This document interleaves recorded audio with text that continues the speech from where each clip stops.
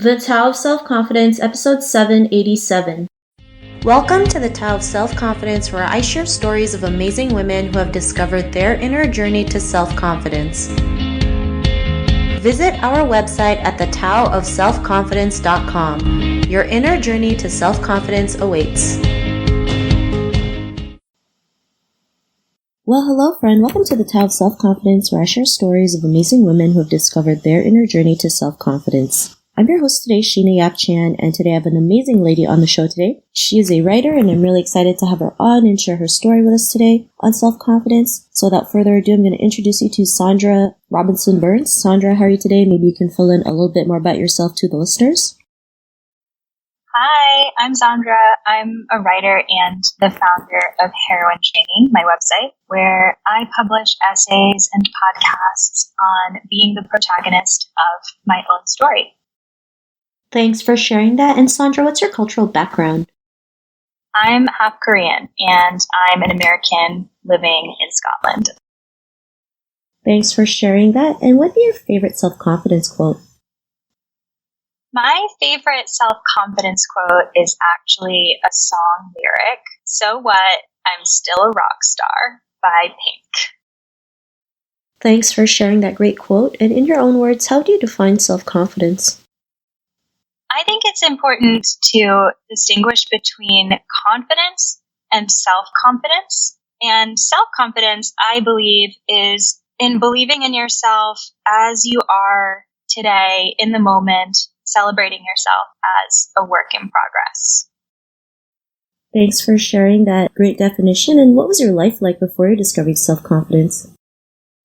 So I've actually been self-confident for as long as I can remember. So I struggled with this question a little bit, but I grew up with the belief that I could do whatever I wanted to do as long as I was willing to commit to it and put in the effort. But what I'm still struggling with today with my self-confidence is with my cultural identity.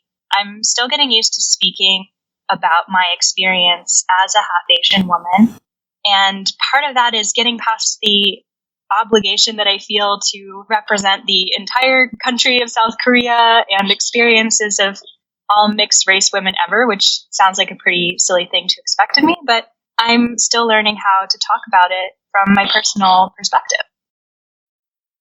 Thanks for sharing that. And, what was that point in your life when you realized you can go out there and be who you are today, especially, sharing your story? I mean, I know a lot of people still are scared of sharing their story because they feel like no one's going to listen to them, or they're shameful, or, some people believe they don't have a story, but I believe everyone has a story to share. But what was that aha moment in your life when you realized you can have the confidence to go out there and be who you are today? Well, thank you, Sheena, for reiterating that as well, that everyone has a story to share.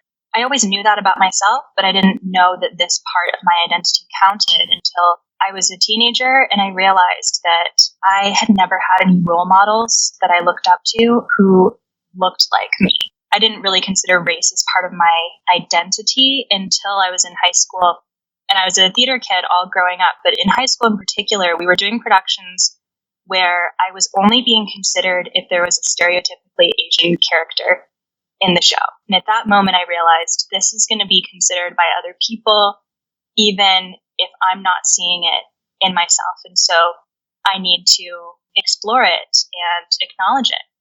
And I'm grateful for one summer when I was interning at a Shakespeare company, and we were discussing representation and casting. And I was asked if I would feel more drawn to see a production if a half Korean women were in the cast. I answered yes immediately without having to think about it, but I realized that I had never even considered this as a possibility. So as part of what I do today, I am inspired to share all sides of my story.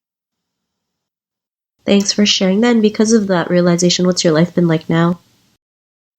I am continuing to grow more aware of my cultural identity and feel more purposeful in sharing that side of my story. And I want to set an example as about integrating my cultural identity into the narrative of everything I create, however overtly. So I challenge myself to create art in a way that includes all parts of my identity, being mixed race, being a theater kid, English literature student, someone who experiences depression, being a Gryffindor, being an immigrant. It's all relevant and is all part of the story that I tell.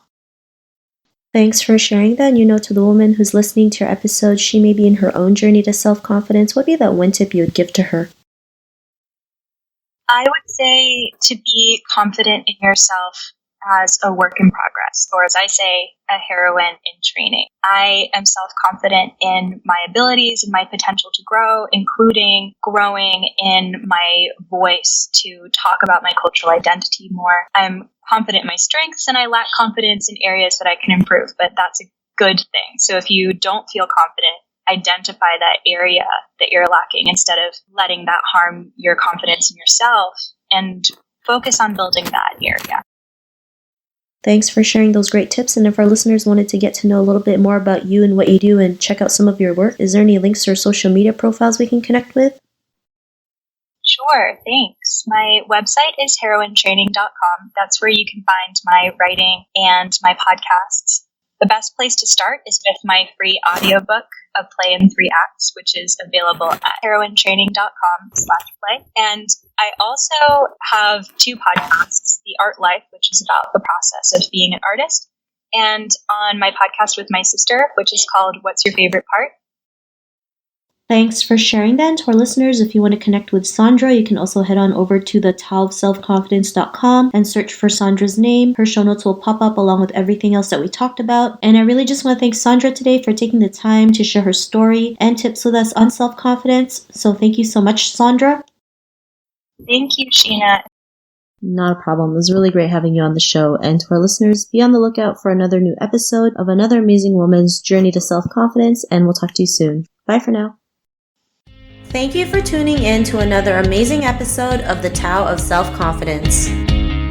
Visit our website at thetaoofselfconfidence.com to check out cool resources, blog articles, show recaps, and so much more. Your inner journey to self-confidence awaits.